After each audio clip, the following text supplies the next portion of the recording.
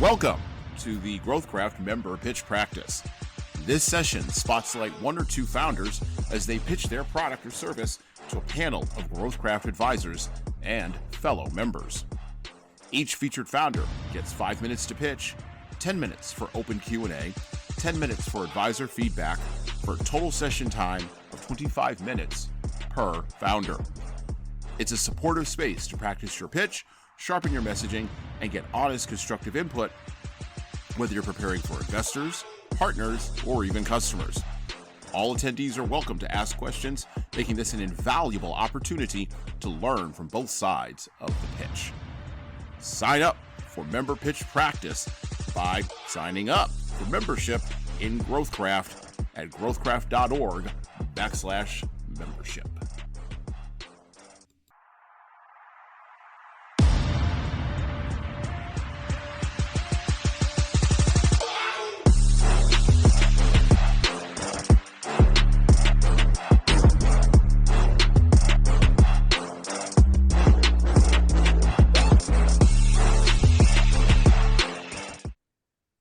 Hello, my name is Hasan Sorrells. This is Tom Libby. Welcome back, everyone. And you are listening to the GrowthCraft podcast.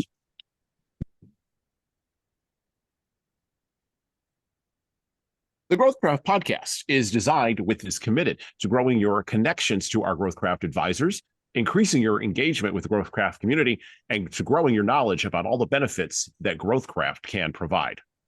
We can't wait to bring you along on our journey today.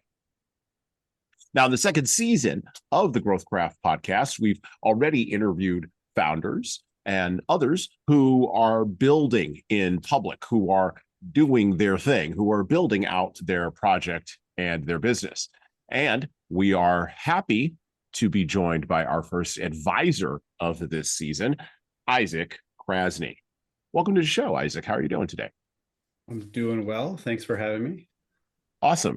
And so for all of our listeners and viewers who are just joining us today, why don't you tell us what it is that you do exactly? It's a great question. I'm still trying to answer that question myself. But within the realm of startups, I help startups find product market fit. I've been working in the world of startups for the past 15 years, in primarily SaaS technology startups across a number of industries, and I've been the first product hire. I've been on the founding team, and I've watched these things grow through Series A, through $30 million fundraises, through product market fit, and so now for the past year or so, I've been working on a fractional consulting basis with a number of different companies to help them find the most elusive, important thing startups need to find, which is product market fit.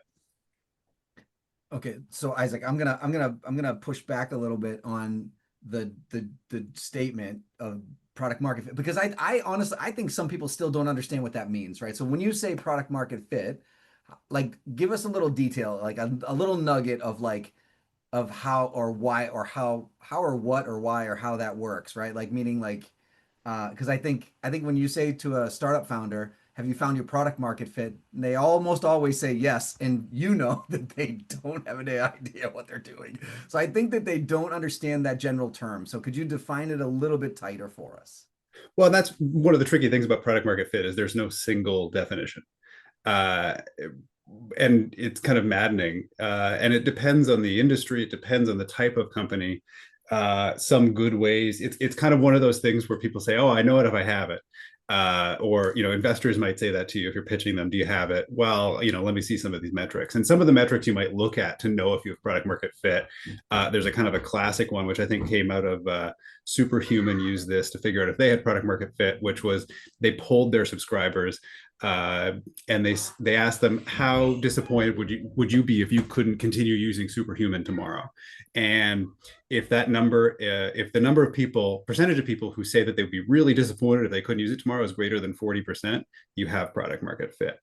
Other metrics you might look at are, if you have a tight renewal cycle, like a monthly renewal cycle, what percentage of your customers are renewing? So there's lots of different ways to look at it, but generally speaking, product market fit is the inflection point where, hey, look, I have customers that continue to want to pay me. I'm feeling market pull. I'm feeling people who are finding me via word of mouth. I haven't talked to these people before, and they're coming in the door and asking me to buy these services. That's a good indicator. But generally speaking, it's the point where if you start pouring money into marketing to get more people into your marketing funnel, where that's going to start to make sense for you to do that, because you're not going to lose those customers, because you generally know what problem it is that you're solving for people. You know that your solution solves that for them, and you know that if you add more people to that equation, it's gonna work out financially for you. Have you ever, I'm sorry, Hassan, I got one more question. Have you ever worked with somebody who, like, you've got like let me rephrase this. We were all kids at one point, and at one point or another, we said to another kid, hey, do this or do that, and they go to do it and you go, psych, just kidding. Like, so the question is, like, do you ever have those moments when you're trying to figure out the market fit, when you're like, I got it, and then the market just goes, psych, we're just kidding. Like, you don't really have product market fit, again, like monthly subscribers, and that, like, I'll just give you that simple example, and you can answer the question. So you've got 100 monthly subscribers, and you've got very little turnover, and you spend a crap load of money in marketing, nothing happens. And then you realize that those 100 subscribers, 80 of them were your friends and family, right? So you don't really have true market fit. Like, how would you deal with that, I guess, is the question I would ask before you spend all that money? Or do you just go start spending the money and then figure it out that you were, oh shoot, I should. Anyway, I'll shut up now. I think you understand where I'm getting at. No, and I think there's a couple different ways to mitigate against that. First is to make sure that you truly understand the problem space. There's a real separation that and I come up from the world of product management, so I've had this like beat into me over the years, but you have to fully define your problem space before you move into the solution space. And so you have to really understand, whose problem am I solving, what does that problem look like for them when it's solved, and then you can move into the solution space and say, does whatever my web app, does my mobile app, whatever it is that I'm building, does it actually solve that problem? And so sometimes what happens, like when you feel that like psych feeling from the market, it's because you didn't really understand the problem space, or because the only reason you didn't really understand why people were signing up. People were signing up because they felt bad for you, and because they're your friends, and that's a huge problem. That is a real problem, and you got to be really careful about that. But if you understand whose problem is you're solving, you can say, okay, these people are signing up to be nice, but they don't really have my target problem. So it's about being honest with yourself. I think the key thing though is that oftentimes that feeling of like the rug being pulled out from under you is more self-inflicted. We as humans are really good at fooling ourselves into being optimists and to thinking the situation is better than it is. And so there's this fine line that founders have to walk between being optimistic. Nobody follows a pessimist. You have to be an optimist as a leader.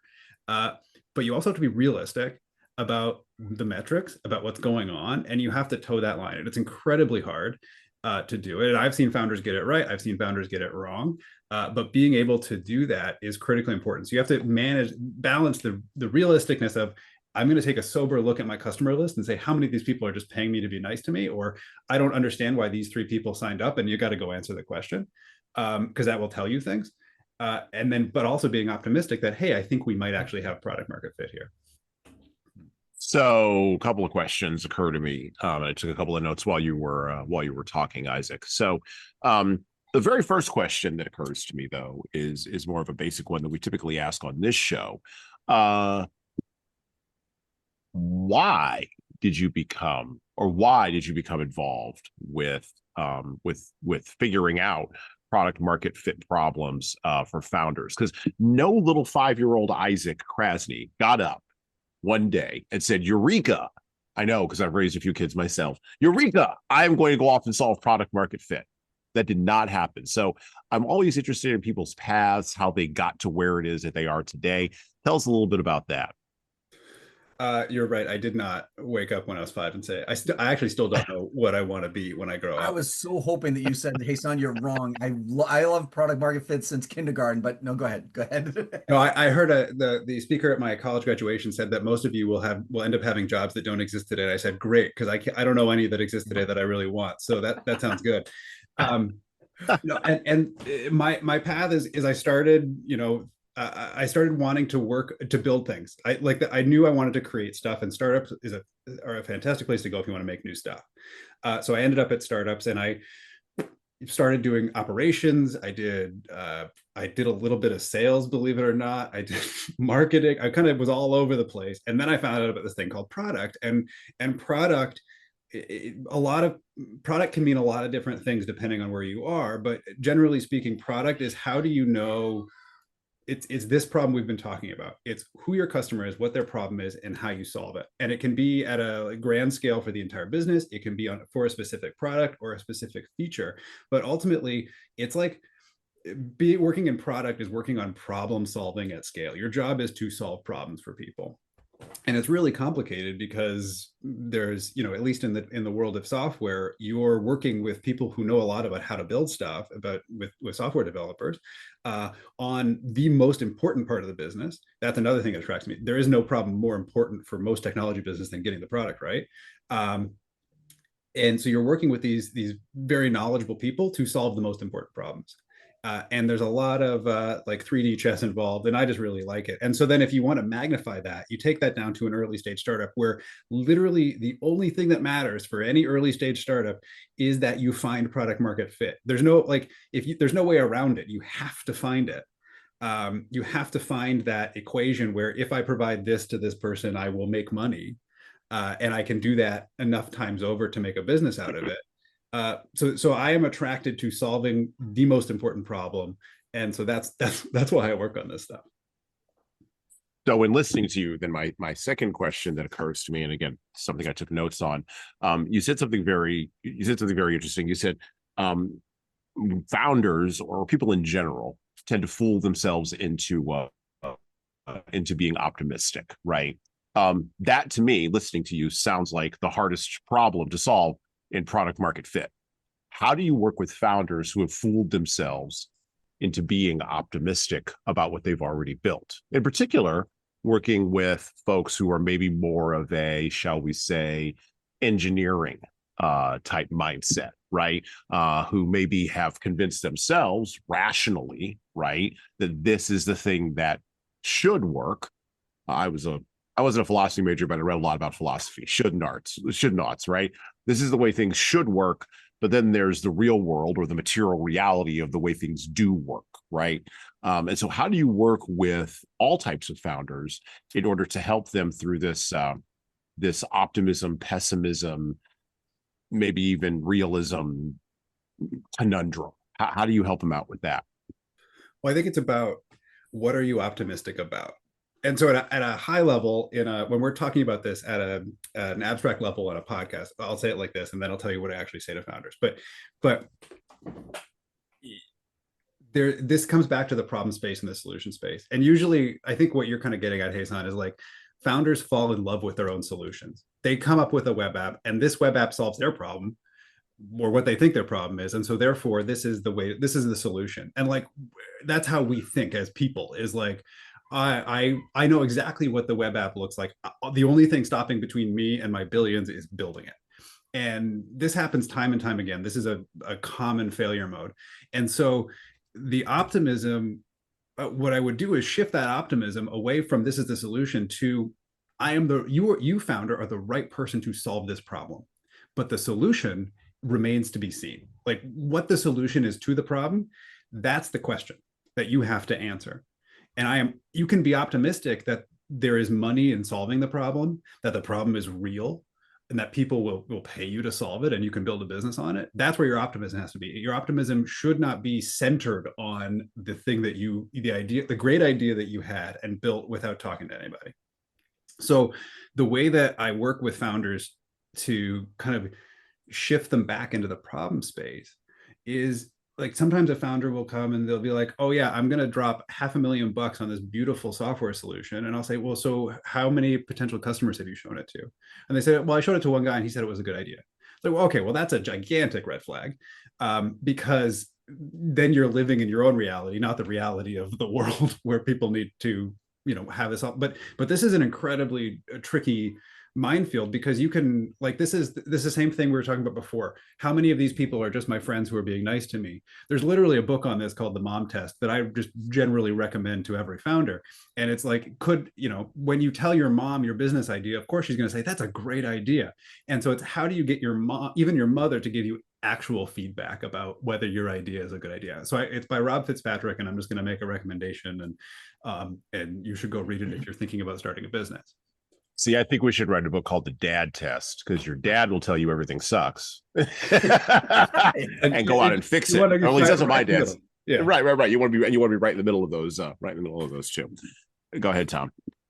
No, I did want to mention one thing too. I just want to clarify for those listening too, when Isaac, because we sometimes mentally, when we hear the word product, we're thinking of like some sort of physical product. And I want to make sure everybody's clear. Isaac is talking about that, yes, sure, but also software products, platform products. Like it goes beyond, the word product is not like a physical product that we're talking about. I just wanted to clarify that. But my question, let's go back to, is so let's talk, let's take a little bit of a turn here and talk a little bit about GrowthCraft and your involvement in GrowthCraft and all of the stuff that you just said. I'm assuming that you do for GrowthCraft, but I kind of want to know what attracted you to GrowthCraft? Why was this a good idea for you, and why do you think it's like important for you to be part of the GrowthCraft team? Because, and again, before you answer, just to let you guys all know, all three of us here are GrowthCraft advisors, and I personally love having Isaac with us. So I'm just going to leave it at that. But I'll let you answer the question now. Well, that's nice. No, and I'm mostly here because I like hanging out with you guys. No, I think what attracted me to GrowthCraft is the model is unique. There are a lot of, if you are the founder of a brand new company, there are a lot of places you can go to get advice, guidance, investment, whatever you want. And they come in all different shapes and sizes. And there's there's Y Combinator, where you apply as one of 5,000 companies, and maybe you get a response, or maybe you get the letter that I think most people get, which is, you were in the top 10% and please reapply next year. Or maybe you get in and then you give up some equity in your company, and and it's like great for that kind of company. That's great. GrowthCraft is, there's two things about the model that I find particularly compelling. First of all, it's a broad brush, and we take a broader view to say we think we can help all kinds of businesses. And I think we can. I wouldn't be here if I didn't think we were helping them. But it's not just about businesses that are necessarily, because when Y Combinator or Techstars or any other ones that take equity investments, for example, are looking at businesses, they're looking at the ones that they say, oh, this can be a unicorn in 5 to 10 years, so we can get an ROI. That's a different criteria. We're really more, can we help this business become a viable business? And so that really attracted me to GrowthCraft. And then the second thing about the model is it's very holistic. We have over 10 advisors. I can't remember the exact number, but businesses don't. You're not just getting advice from me. You're getting advice from Tom on marketing, and Hasan on leadership, and JP on finance, and Charlie on legal, and Gil on IP. Like, you can get the full gamut. And so that's the kind of advice you need to get, because oftentimes, like, you have a friend who knows a thing and they tell you, and then you kind of lean and index too highly on that one piece of advice. But with GrowthCraft, we kind of get to know the businesses, and we talk about them from a holistic lens, and we have conversations about you when you're not in the room, and then you get the benefit of those conversations. Or we do have conversations with you when you are in the room, but either way, you're getting that holistic view of your business and what we think you should do. And you can take it or leave it, but it's in my opinion, far more valuable than just any kind of single piece of advice from any kind of single practitioner. Cool. Yeah, breaking that whole idea, or breaking that whole paradigm, I guess, of a single spot of feedback, right, is huge, not only for getting product market fit, but it's also huge for building your business, building your enterprise, building your project. Okay, so when we think about all of the things that you bring to GrowthCraft and all of the ways in which you advise startups, what are some places where folks can get a hold of you? What are some places where people can either see you speak? Have you written any books? Are you blogging? Are you tweeting? Are you blue skying? Whatever the hell it is people do now. I don't know what the term is. I've reached the old man yells at the sky stage of my life, which is great. Which means communication tools will now be limited to me, which is okay. I like podcasting, so this just really opens me up to a whole lot of things. But you seem to be a person who's out there and on the interwebs. Where can folks find you? Where can they connect with you? Where can they find out more about what you're doing? I think the sad business answer is I'm on LinkedIn, which is regrettably true. So that's always a good place. And then if you find me on LinkedIn, I do have a blog, a very infrequent blog, which is called the Dawn Chorus. And you can find that on my LinkedIn profile. So I guess I would say start with LinkedIn, send me a connection request. I love to connect with people. And then, yeah, I occasionally post there and post on my blog, and I'm trying to, I am on Blue Sky, but I don't do anything on there. I just consume. Yeah, I'm pretty offline at the moment, to be honest. It's probably better for your mental health, actually, and your emotional health. For sure. Yes. Particularly in times such as these. All right. We will have links to Isaac's LinkedIn profile, and of course to his profile on the GrowthCraft website. We will have, of course, those links placed as usual in the show notes below the player of the particular podcast service or distribution channel you are listening to this show on. Once again, I'd like to thank Isaac Krasny for joining us today here on the GrowthCraft podcast. And with that, well, we're out.